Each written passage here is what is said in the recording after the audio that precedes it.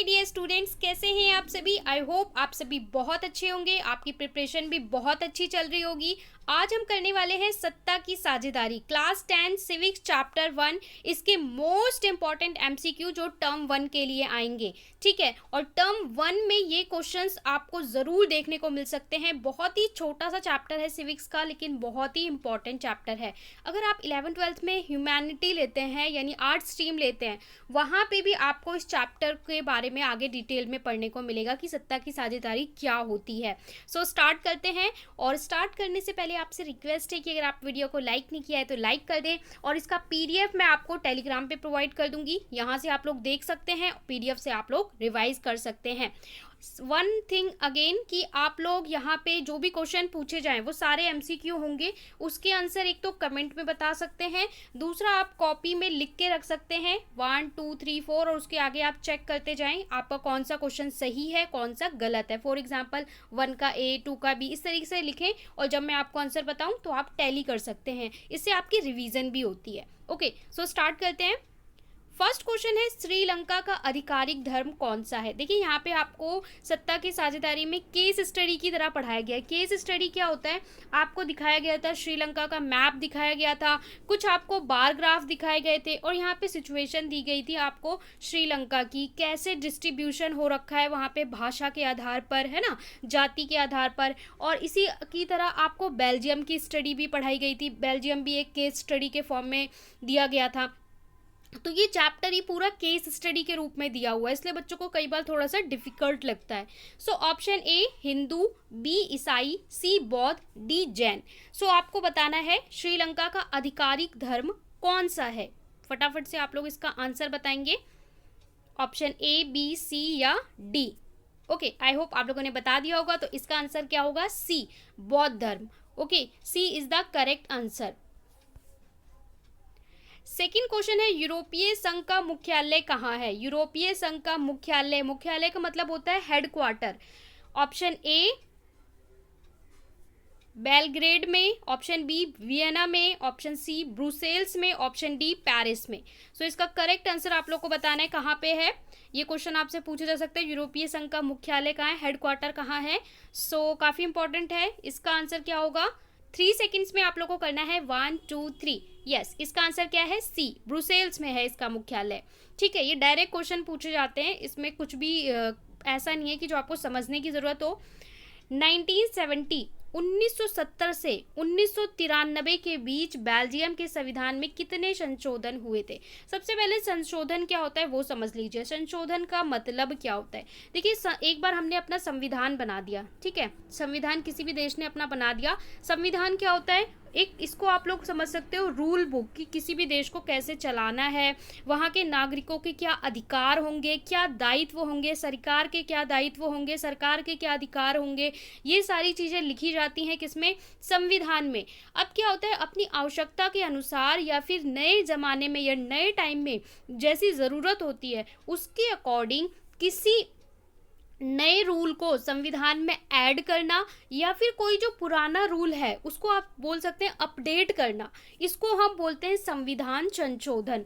तो संविधान संशोधन करके हम किसी भी नए रूल को ऐड कर सकते हैं। जैसे हम देखते हैं ना, टाइम के साथ साथ बहुत सारी नई चीज़ें, नए कानून, नए रूल, नए अधिकार, नए मौलिक अधिकार, नैतिक कर्तव्य ऐड होते जाते हैं हमारे संविधान में, क्योंकि जैसे जैसे टाइम बढ़ता है वैसे वैसे हमारी रिक्वायरमेंट्स बढ़ती हैं, तो उसको हम बोलते हैं संविधान संशोधन। तो ऐसे संविधान संशोधन इस टाइम फ्रेम में, इस टाइम पीरियड में कितनी बार हुए थे बेल्जियम में। 3 बार, ऑप्शन बी 4 बार, 7 बार या 10 बार। इसका आंसर आप लोग बताएंगे। बहुत ही सिंपल है, ये आपने वर्कशीट में भी पढ़ा है। सो इसका आंसर होगा बी, 4 बार।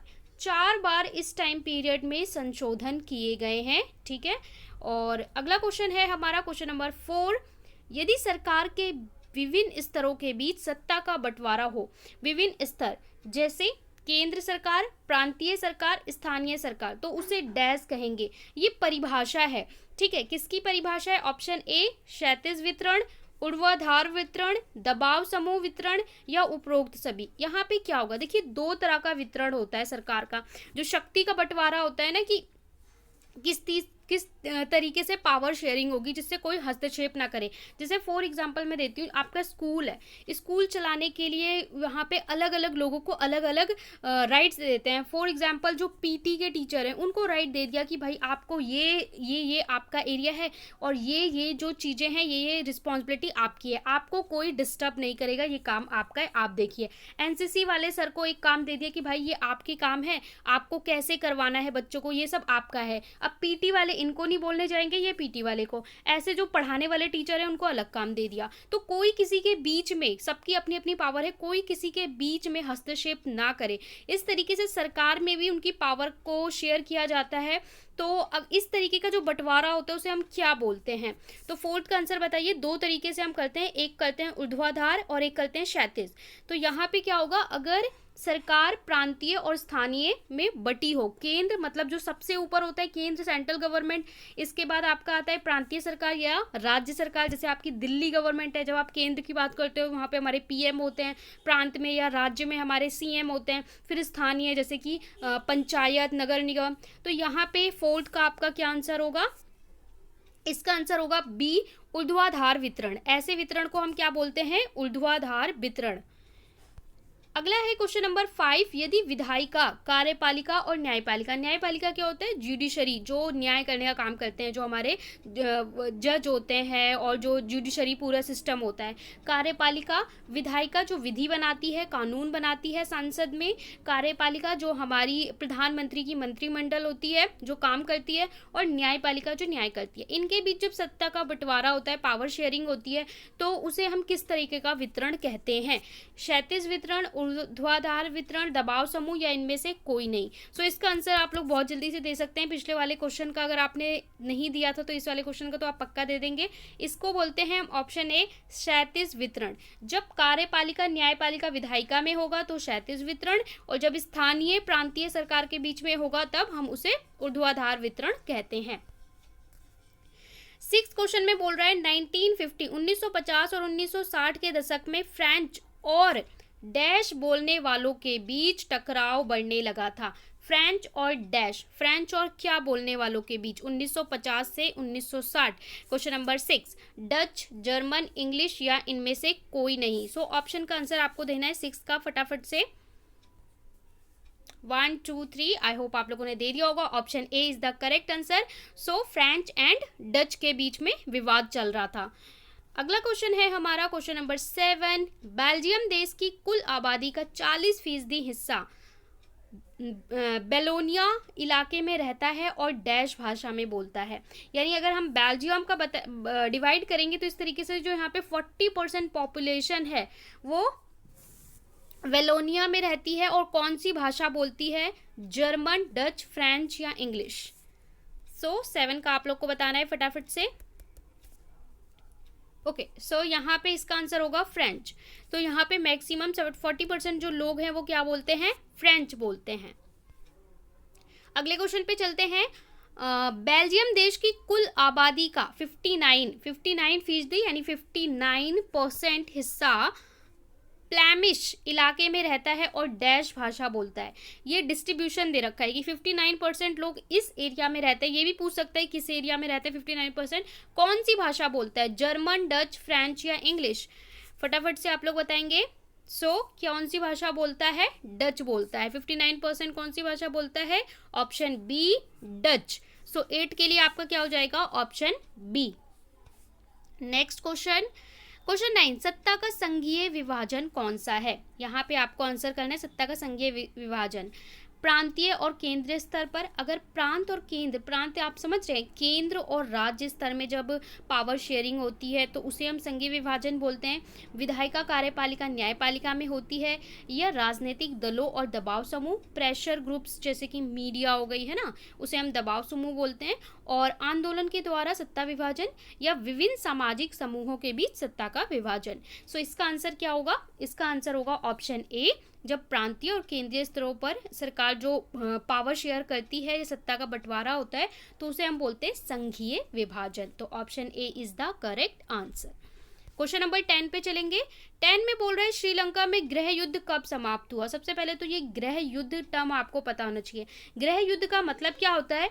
कोई देश किसी देश की सीमा के अंदर, जैसे कि फॉर एग्जांपल ये कोई देश है, ठीक है, और इस देश की सीमा के अंदर, बाउंड्री के अंदर ही आपस में कोई ऐसी स्थिति पैदा हो जाती है जिसके कारण दो गुटों में, समूहों में, यहाँ के लोगों में आपस में ही मतभेद होता है और युद्ध जैसी स्थिति हो जाती है, तो हम उसे बोलते हैं गृह युद्ध।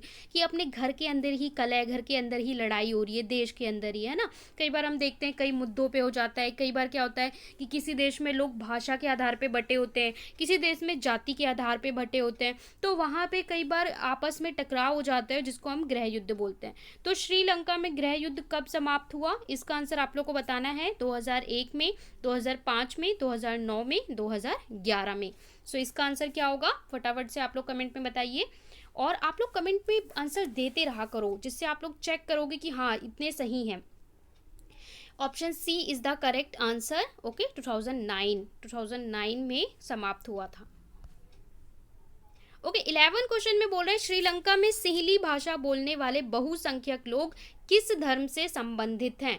किस धर्म से संबंधित है बहुसंख्यक। अब देखिए जो वर्ड होते हैं ना, कई बच्चे होते हैं वर्ड में भी कंफ्यूज जाते हैं कि बहुसंख्यक क्या होता है, अल्पसंख्यक क्या होता है। तो देखिए इसके लिए भी आप लोग पहले एग्जाम्पल, वर्ड का अगर मीनिंग पता है ना, तो आप लोग इनके आंसर ऐसे भी कर लोगे, चैप्टर पढ़ा है। बहुसंख्यक फॉर एग्जाम्पल ये कोई देश है, यहाँ पे अगर मैं इस तरीके से डिवाइड करूँ तो यहाँ पे मान लेते हैं कि यहाँ पे जो 80% पॉपुलेशन है और ये किसी एक भाषा को बोलती है या किसी एक जाति से है, और 20% किसी अदर भाषा को या अलग जाति से है। तो जो 80% है, जो ज़्यादा रेशो में है, उसको हम बोलते हैं बहुसंख्यक, और जो कम रेशो में होते हैं उसको हम बोलते हैं अल्पसंख्यक। ठीक है, जैसे भारत में बोलते हैं कि बहुसंख्यक हिंदू हैं, अगर हम धर्म के आधार पे बोलें तो। ठीक है, इसी तरीके से हम बहुसंख्यक और अल्पसंख्यक बोलते हैं। यहाँ पे बोल रहे हैं श्रीलंका में सिंहली भाषा बोलने वाले बहुसंख्यक लोग किस धर्म से, कौन से धर्म को मानते हैं। जैन धर्म, बौद्ध धर्म, हिंदू धर्म या मुस्लिम धर्म। 11 का आपको आंसर करना है। यहाँ पे मैक्सिमम लोग कौन सा धर्म को मानते हैं, बहुसंख्यक लोग बौद्ध धर्म को। और अगर आप बौद्ध धर्म के बारे में पढ़ेंगे ना, तो ये ओरिजिनेट कहाँ से हुआ था, भारत से हुआ था। और गौतम बुद्ध आप लोगों ने पढ़ा होगा, गौतम बुद्ध जिन्होंने बौद्ध धर्म का प्रचार किया, और फिर ये श्रीलंका में गया और यूरोपीय देशों में भी, चीन से होते हुए यूरोपीय देशों में भी फैला। क्या आप लोग मुझे कमेंट में नाम बता सकते हैं कि जो बौद्ध धर्म के संस्थापक हैं तो उनका असली नाम क्या था। ऐसे हम उन्हें गौतम बुद्ध बोलते हैं, पर उनका जब वास्तविक नाम क्या था, ठीक है, वो आप मुझे कमेंट में बताइए अगर आपको याद है। अगला क्वेश्चन है कि श्रीलंका में तमिल भाषा कितने प्रतिशत लोग हैं। श्रीलंका में तमिल भाषा बोलने वाले कितने प्रतिशत लोग हैं। 16%, 16%, 18, 25 या 50। 12 का आपका क्या होगा, 12 का आंसर होगा आपका बी, 18। श्रीलंका में तमिल भाषा बोलने वाले कितने परसेंट लोग हैं। तमिल भाषा बोलते हैं 18%, 18%। 13 क्वेश्चन में आपसे बोल रहा है ब्रुसेल्स में 20% लोग किस भाषा में बोलते हैं। ब्रुसेल्स में, ब्रुसेल्स की बात कर रहे हैं आप, 20% लोग कौन सी भाषा बोलते हैं। इंग्लिश, डच, जर्मन या फ्रेंच। 13 फटाफट से आंसर दीजिए मुझे, ब्रुसेल्स की बात हो रही है। इसका आंसर होगा बी, डच। 20% लोग कौन सी भाषा बोलते हैं ब्रुसेल्स में, डच बोलते हैं। ओके, 14 क्वेश्चन में आपसे बोल रहा है बेल्जियम की राजधानी ब्रुसेल्स में 80% लोग किस भाषा को बोलते थे। 80% यानी बहुसंख्यक, इस तरीके से भी बोल सकता है, 80% भी बोल सकता है। और बेल्जियम की राजधानी ब्रुसेल्स में, ठीक है, 80% लोग किस भाषा को बोलते थे। फ्रेंच, डच, इंग्लिश या जर्मन।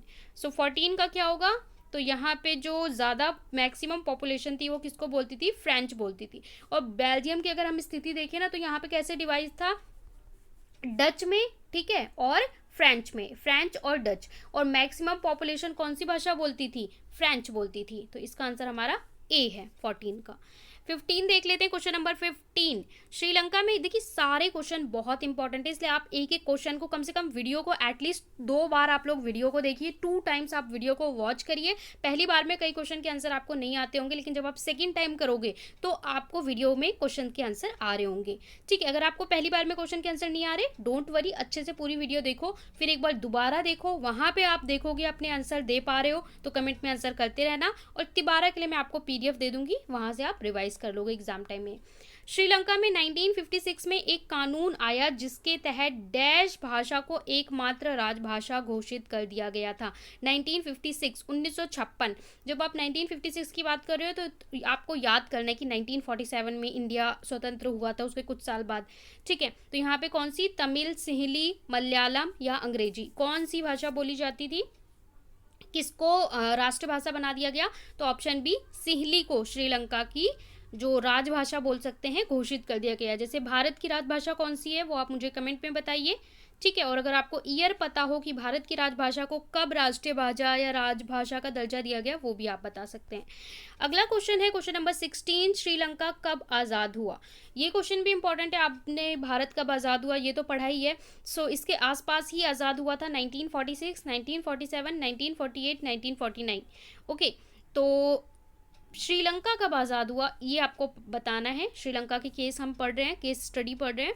सो इसका ऑप्शन होगा सी, 1948। तो ऐसे ही आपको याद रखना है 1947 इंडिया के लिए, एक साल बाद श्रीलंका का। तो इस तरीके से आप रेजोनेट कर लोगे, तो इंटरलिंक कर दोगे तो आप भूलोगे नहीं।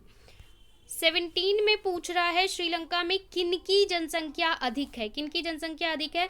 तमिल की, ईसाई की, सिंहली की या इनमें से कोई नहीं? तो 17 का क्या होगा, श्रीलंका में किनकी जनसंख्या अधिक है? एक ही क्वेश्चन को कई तरीके से रोटेट करके पूछता है, किसकी है? बहुसंख्यक कौन है? सिंहली है। ठीक है, चलिए जी आगे बढ़ते हैं। बेल्जियम की राजधानी क्या है? बेल्जियम की राजधानी, ये मैंने प्रीवियस क्वेश्चन में भी करवा दिया है, तो आप ऐसे भी बता सकते हैं, वियना, ब्रुसेल्स, पेरिस या बर्लिन।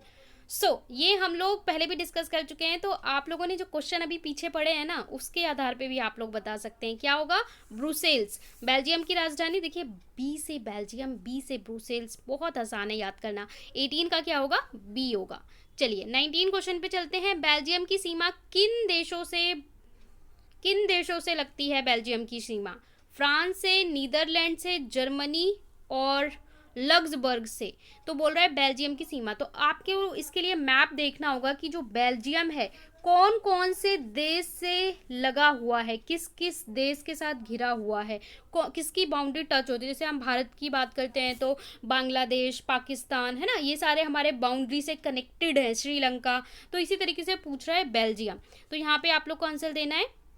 यहाँ पे देखिए, ये फ्रांस भी है, नीदरलैंड भी है, तो इसके लिए आपका क्या होगा, और ये भी है, तो इसके लिए आपका आंसर क्या होगा? ऑप्शन डी, उपरोक्त सभी।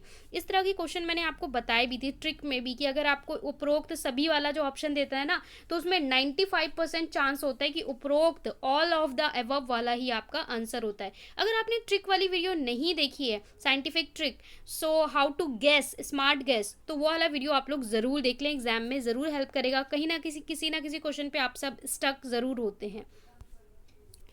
20 क्वेश्चन में बोल रहा है बेल्जियम देश किस महाद्वीप में है? किस महाद्वीप में? आपको पता है अलग अलग महाद्वीप, ठीक है, जैसे भारत हमारा किस महाद्वीप में है ये भी आप लोग बता सकते हैं। तो एशिया में, यूरोप में, अफ्रीका में, ऑस्ट्रेलिया में। तो पहले हम बेल्जियम की बात कर रहे हैं। बेल्जियम का फटाफट से आप लोग मुझे बता दीजिए, 1 2 3। बेल्जियम कौन से में है? बेल्जियम में है ऑप्शन बी, यूरोप में। आप लोग मुझे बताइए कि भारत कौन से महाद्वीप में आता है? ठीक है, भारत कौन से महाद्वीप में आता है ये आप मुझे बताइए, और इसका आंसर होगा बी, यानी यूरोप। अगला क्वेश्चन देख लेते हैं 21। यहाँ बोल रहे हैं निम्नलिखित में से कौन सा श्रीलंका में एक प्रमुख सामाजिक समूह नहीं है? नॉट, कौन सा सामाजिक समूह नहीं है? सिंहली भाषा या सिंहली समुदाय, श्रीलंकाई तमिल, भारतीय तमिल, एंग्लो इंडियन। तो बोल रहा है कौन सा नहीं है इनमें से। ठीक है, फटाफट से आंसर बताएंगे। इसका आंसर आई होप आप लोगों ने दे दिया होगा, डी, एंग्लो इंडियन जो है वहां पे नहीं मिलता। D is the correct answer. 22 में बोल रहा है 1956 में पारित एक अधिनियम, 1956 पे पारित एक अधिनियम द्वारा किस भाषा को श्रीलंका की एकमात्र आधिकारिक भाषा घोषित कर दिया गया था? तमिल को, सिंहल को, हिंदी को या अंग्रेजी को? 22 का क्या होगा? 22 का होगा बी, सिंहली को या सिंहल को। ठीक है, और आपको ईयर भी याद रखना है 1956, और भाषा कौन सी थी? सिंहली। आपको ईयर भी याद रखना है, कई बार ये आपको भाषा दे देगा, ईयर पूछेगा। 23rd में बोल रहा है श्रीलंका के किस भाग में श्रीलंकाई तमिल ज़्यादा रहते हैं, यानी इनकी पॉपुलेशन किस एरिया में ज़्यादा है, उत्तर दक्षिण, उत्तर पूर्व, पूर्व पश्चिम या दक्षिण पूर्व। तो ये अगर आप किसी भी देश का मैप देखते हैं तो देखिए ये हमारा क्या होता है, east west, this is your north and this is your south. ठीक है, पूर्व पश्चिम उत्तर एंड दक्षिण, और ये जो आता है इसको हम क्या बोलते हैं, उत्तर पूर्व। ठीक है, पूर्व और यानी नॉर्थ और ईस्ट के बीच में जो आता है हम इसको बोलते हैं नॉर्थ ईस्ट। से इसका आंसर बताएंगे, इसका आंसर क्या होगा 23rd का होगा बी, उत्तर पूर्व। ठीक है, 23rd का उत्तर पूर्व। 24 में बोल रहे हैं कि ज़्यादातर सिंहली भाषी के लोग किस धर्म को मानते हैं। सिंहली भाषा के लोग किस धर्म को मानते हैं, बौद्ध, हिंदू, मुसलमान या ईसाई, कौन से धर्म से होते हैं 24। इसका आंसर भी आप लोग दे सकते हैं, ऑप्शन ए बौद्ध धर्म। 25 यहाँ पे आपसे बोल रहा है निम्नलिखित में से कौन सा कथन संघीय विभाजन की शक्तियों के पहलुओं में एक नहीं है। संघीय विभाजन, संघीय बंटवारा के हिसाब से कौन सा सही नहीं है बोल रहा है। केंद्रीय और प्रांतीय स्थानीय सरकारों के बीच शक्तियों का बंटवारा, तो ये तो होता है। सरकार के उच्च और निचले स्तरों में शक्तियों का बंटवारा, ये भी होता है। संविधान स्पष्ट रूप से सरकार के विभिन्न स्तरों की शक्तियों का बंटवारा स्पष्ट करता है। शक्तियों का कोई ऊर्ध्वाधर वितरण नहीं। सो 25 का आपका क्या होगा, तो ये भी होता है। ये बोल रहा है कि कोई भी ऊर्ध्वाधर वितरण नहीं होता, तो यही आपका क्या है, ये गलत वाला पॉइंट है, तो यही आपका आंसर होगा। तो इसका आंसर क्या होगा, ऑप्शन नंबर डी। ठीक है, पूछा है कौन सा नहीं है, तो ऑप्शन डी वाला नहीं है। 26 में बोल रहा है कि पावर शेयरिंग ठीक है क्योंकि, पावर शेयरिंग यानी सत्ता की साझेदारी सही है क्यों, ये सामाजिक समूहों के बीच संघर्ष को बढ़ाता है, ये राजनीतिक व्यवस्था की अस्थिरता को बढ़ाता है, ये सामाजिक समूह के बीच संघर्ष संभावना को कम करता है, या इनमें से कोई नहीं। सो इसका आंसर फटाफट से सोच के दीजिए। ये आप अपनी बौद्धिक क्षमता के आधार पर भी दे सकते हैं, इसके लिए आपको चैप्टर पढ़ने की ज़रूरत नहीं है। बौद्धिक क्षमता के आधार अपनी बुद्धि से। ठीक है, तो इसका आंसर क्या होगा, इसका आंसर होगा ऑप्शन नंबर सी। ठीक है, टकराव को कम करता है। जब पावर का विभाजन होता है ना, तो ये होता है कि भाई आप लोग क्षेत्र स्तर पे काम करिए, पंचायत स्तर पे काम करिए, आप अपने राज्य में काम करिए, तो लड़ाई और झगड़े के विवाद की स्थिति कम होती है। 26 के बाद 27 पे चलते हैं। निम्नलिखित में से कौन श्रीलंकाई तमिलों की शुरुआती मांगों में से एक नहीं थी। उनकी जो स्टार्टिंग की डिमांड्स थी उनमें से कौन सी एक डिमांड नहीं थी। एक, आधिकारिक भाषा के रूप में तमिल की मान्यता। टाइम के साथ साथ डिमांड चेंज होती है ना, तो स्टार्टिंग में उनकी कौन सी डिमांड है जो स्टार्टिंग में नहीं थी। क्षेत्रीय स्वायत्ता, रोजगार और शिक्षा, एंड एक स्वतंत्र तमिल राज्य का निर्माण। सो 27 इसका ऑप्शन क्या होगा, फटाफट से बताइए। देखिए स्टार्टिंग की मांगों में कि हाँ ये भी था कि उनकी आधिकारिक भाषा होनी चाहिए, क्षेत्रीय स्वायत्ता यानी क्षेत्रीय अधिकार होने चाहिए, रोजगार और शिक्षा हासिल करने के अवसर, ये वाली जो है अलग राज्य निर्माण का, ये वाला नहीं था। तो आपका जो आंसर होगा वो होगा ऑप्शन नंबर डी। 27 का आपका क्या हो जाएगा, डी हो जाएगा। 28 पे चलते हैं। बेल्जियम में निम्नलिखित में से कौन सी भाषा नहीं बोली जाती। कौन सी भाषा नहीं बोली जाती, फ्रेंच, डच, डैनिश या जर्मन। 28 फटाफट से बता दीजिए कौन सी भाषा नहीं बोली जाती। तो डच और फ्रेंच तो हम पढ़ ही चुके हैं, कौन सी नहीं बोली जाती, सी डैनिश। ठीक है, डैनिश नहीं बोली जाती। इसके बाद 29 में बोल रहा है बेल्जियम में सामुदायिक सरकार का चुनाव कौन करता है। सामुदायिक सरकार का चुनाव कौन करता है, केवल एक भाषा समुदाय से संबंधित लोग, बेल्जियम के नेता द्वारा, पूरे देश के नागरिक, या बेल्जियम के सामुदायिक नेताओं द्वारा। इसका आंसर क्या होगा, इसका आंसर होगा ऑप्शन ए, केवल एक भाषा समुदाय से संबंधित लोग ही करते हैं सामुदायिक सरकार का चुनाव। 30 क्वेश्चन ये आपसे बोल रहे हैं निम्नलिखित में से किस देश में बहुसंख्यकवाद का सिद्धांत नागरिक युद्ध का कारण बना। ठीक है, नागरिक या फिर युद्ध का कारण बना बहुसंख्यकवाद, यानी वहाँ की जो मेजर पॉपुलेशन थी, पाकिस्तान में, श्रीलंका में, बेल्जियम में या भारत में। आपने किसकी केस स्टडी पढ़ी है यहाँ पे, कहाँ पे गृह युद्ध हुआ था, है ना, कहाँ पे गृह युद्ध होने की स्थिति हो गई थी। तो इसका ऑप्शन क्या होगा, बी श्रीलंका। ओके, चलिए अगले क्वेश्चन पे चलते हैं। अगला क्वेश्चन है आमतौर पर बेल्जियम में कौन सी दो कौन सी दो भाषाएं बोली जाती हैं? फ्रेंच और अंग्रेजी, डच और अंग्रेजी, फ्रेंच और डच, डच और सिंहली। तो ये हमने इतने सारे क्वेश्चन किए, आप उसके आधार पे भी बता सकते हो। इसका आंसर क्या होगा ये आप लोग मुझे कमेंट में बताएंगे। इसका आंसर मैं आपको नहीं बताऊंगी। आमतौर पे बेल्जियम में कौन सी दो भाषा बोली जाती हैं और उसी दो भाषा में वहाँ पे विभाजन है। कौन सी दो भाषा बोली जाती हैं ये आप लोग मुझे बताइए। ये थे all important question. I hope आपने अच्छे से एंजॉय किया हो। वीडियो को ज़रूर लाइक करें, अपने फ्रेंड्स के साथ शेयर करें और चैनल को सब्सक्राइब नहीं किया है तो इमीडिएटली सब्सक्राइब कर दें और बेल आइकन प्रेस करना ना भूलें, जैसे एग्ज़ाम इंपॉर्टेंट सभी वीडियोज़ आप तक पहुँचती रहे और आप कोई भी अपडेट मिस ना करें।